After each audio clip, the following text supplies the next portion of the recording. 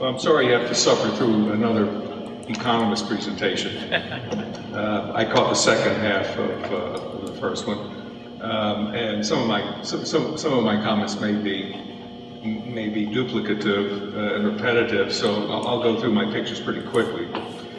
We are very pleased to have Victor Carrito on our advisory board at the Maguire Energy Institute. I've been there, this is my 5th year. I'm semi-retired and I'm trying to become an energy economist in my old age. And it really is a fun time to be studying and writing and speaking about energy. And which is the go forward button? Here we go. These are some of the major shale plays in the U.S. where the so-called energy revolution is occurring. We're out here in the Permian. Here's the Bakken, Eagle Ford down here, the Haynesville, the Marcellus in the northeast, which has a huge geographic footprint and is really transforming the economies of Pennsylvania and West Virginia and Ohio that have embraced energy development. Part of Marcellus is along the southern tier of New York State, but they have a moratorium on hydraulic fracturing, so there's nothing happening there.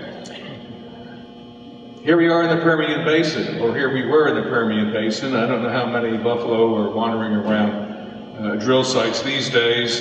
The typical drill site probably looks more like this, whether this is sunrise or sunset. But there's a lot going on in the Permian Basin, as you've heard. A lot more likely to happen. I love this map. Some of you may have seen it before. These are all the wells that have ever been drilled in Texas over the last 110 years. And I think the red dots are the gas wells, the green dots are the oil wells. This is kind of a rough estimate of the contribution of the oil and gas industry to the Texas economy. You've already heard a lot about that. I won't dwell on it, but obviously it's a very, very critical component of our economic well-being these days. I moved to Texas in 1975. Energy was about 25% of the economy. Then after the bust in the 80s, it dropped to less than 10%. It's probably back up to around 15% of the overall economy of Texas today. But remember, we're a much larger and much more diversified economy than we were back in the 1970s. It's amazing to look at what's happening in the Permian Basin. The rig count is at its highest level in 30 years. And just look at the growth that's occurred in the last couple of years as the Permian has joined the so-called shale revolution. And I'm not a geologist, but I saw this cross-section. I think the story here is there are a lot of pay zones in the Permian Basin. There are 10 or 12, and I guess that means the potential, the longevity for producing in the Permian Basin is very, very long. So I don't think we have to worry about any significant decline in drilling activity and production in West Texas, barring some unforeseen global economic catastrophe that pushes the price of oil back down into the $20 or $30 range. Oil production in Texas has been absolutely incredible. 250% increase just in the past 3 years. I mean, look at that. We're all the way back to where we were in the mid-1980s. After 2 decades of decline and then kind of a leveling off, literal explosion just in the last 3 years. It's absolutely unbelievable. And a decade ago, no one would have predicted this. Even 5 years ago, I don't think anyone would have predicted that we would see rates of increase at this pace. Now, this is too complicated to explain, but it's supposed to show all of the potential in the nation's major oil and gas shale fields. And you can see that the Eagle Ford's in there, and the Permian's in there, and several others. Dr. Tunstall has been doing a lot of work in the Eagle Ford in terms of the rate of increase of production. The Eagle Ford shale is, I don't know if it's the fastest growing, maybe the Bakken's growing faster, but it's certainly the fastest growing field in Texas. Although in terms of output, it's still way behind, the Permian Basin. We don't see the same rates of increase in the Permian as we do in the Eagle Ford, but the Permian Basin is still the big kahuna in the state of Texas when it comes to crude oil production. And like everybody else, I don't know what's going to happen to the decline. It's big, it's there, it's kind of the great unknown. I suspect over the next decade, we will see development of the decline, but probably at a fairly modest pace. We just don't know. And I'm not going to make a forecast because whatever I forecast would be wrong. So there's all kinds of good stuff going on, but at the same time, there is a lot of pushback against energy development, particularly fossil fuel development, all across the United States. Not so much in Texas and in West Texas, but not everyone is thrilled about the oil and gas boom. President Obama President Obama is kind of interesting when it comes to energy and energy policy. I think it's fair to say that this is the most anti-carbon administration we've ever seen, and yet from time to time, the president likes to take credit for the shale revolution and the oil and gas boom that has come along with it. When I talk about pushback, let me just give you a couple of examples. What is the Keystone Pipeline? Now, this should have been approved 5 years ago, but the White House is kowtowing to environmentalists who see this as a litmus test for the president's commitment to clean energy, fighting global warming and all that. And originally, the opponents of the Keystone Pipeline, and by the way, I assume everybody knows what this is, a big pipeline that would bring oil from the oil sands of Alberta and oil from the Bakken and the Williston Basin down to Cushing and eventually to the Texas, Louisiana Gulf Coast. But every couple of weeks, there's a big demonstration against Keystone in Washington and in other parts of the country. And originally, the opposition was saying, well, we're opposed to this pipeline because, oh my God, if this pipe bursts, it would be a terrible oil spill. That has never been an issue. That was just a stalking horse. And now what they're saying is that we don't want this pipeline built because that will mean more fossil fuel production. That will contribute to greenhouse gas emissions and global warming, bad for the planet, end of story. So I don't know. I don't know which way the president's going to go on Keystone. I don't have time to talk about it, but because Keystone isn't being built in a timely fashion, we're seeing more and more oil from the Bakken and from Canada moving by rail. And it's a lot more expensive.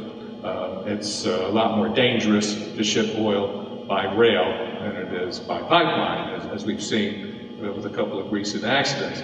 And speaking of pipelines, these are some of the major pipelines that have been recently completed or are under construction. And there has been some pushback. In fact, pipelines 5 and 6, I think 6 is the Gulf Coast pipeline, which is the southern, used to be called the southern leg of the Keystone, and number 5, I think, is an Enbridge pipeline.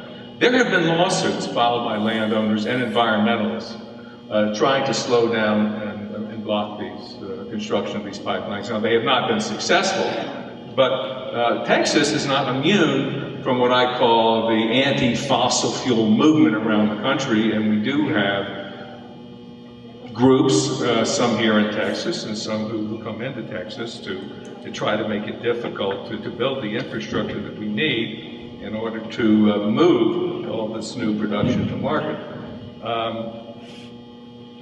And there have been some pipeline spills of late. Now, if you add up all the spillage from pipelines, it's fairly modest. But nowadays, when there is a pipeline break, when there is a spill, whether it's in Arkansas or Michigan or anywhere else, that's front page news. And the anti-fossil fuel folks, they just jump on it and basically say that any way we move fossil fuels around, crude oil around, is dangerous.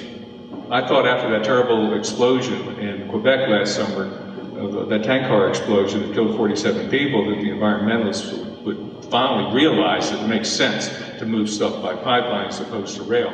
but the mainstream environmental groups came out instead and said, this goes to show we need to wean ourselves off of fossil fuels, and particularly crude oil, because there's no safe way to move from point A to point B. And then there's the whole fracking thing. And I think Victor or Luke was talking about some of these gas land and promised land and some of these other documentaries and Hollywood movies that come out, kind of the evils, the dangers, all the terrible things that happen as a result of hydraulic fracturing. And we know that most of those allegations are nonsense. Nonetheless, the Bureau of Land Management and the Environmental Protection Agency are champing at the bit to get into the business of regulating hydraulic fracturing, both in terms of water use and disposal and methane emissions, even though there's no evidence the states are doing a poor job. The last thing we need is the federal government to get into the business of overseeing hydraulic fracturing. But it looks like that's going to happen, at least initially on public lands, but as we've heard, there isn't a lot of drilling occurring on public lands right now, certainly compared to private lands. But there's always the danger, if this becomes the modus operandi on public lands, that eventually gravitates over and affects fee lands as well. I just have to tell this story. My wife is from upstate New York, and we go there during the summer. I don't advise going there in the winter, but it's very nice in the summer. And I told you earlier, there's a lot of oil. Well, a lot of oil. There's a lot of gas, and maybe some oil, in the Marcellus along the southern tier of New York State. So we were up there last summer, and there are signs everywhere.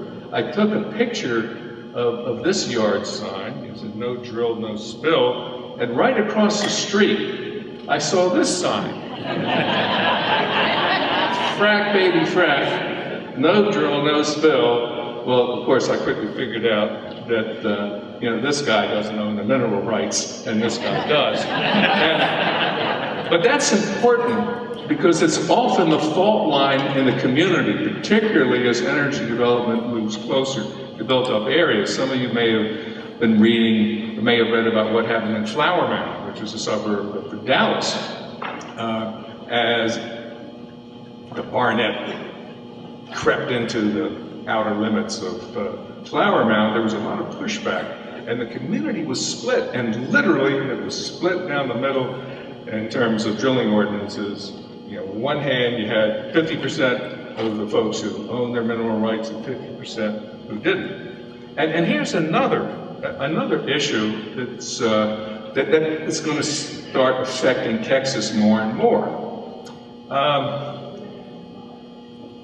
This map shows all of the wells that have been drilled just since 1999 across Texas. And the bigger the circle, the larger the number of wells. This is just a couple of counties around the Dallas-Fort Worth area. The number of wells drilled before 2000. It's hard to see in the back, but there are very few dots. These are all the wells that have been drilled since 2000, just in the last 12 or 13 years. I mean, just contrast this with this. Today, believe it or not, 6 million Texans live within 1 mile of a well. That's about 1 out of 4 Texans. As that happens, you're going to expect that there's going to be more and more local concern about the good, the bad, and the ugly that's associated with drilling and hydraulic.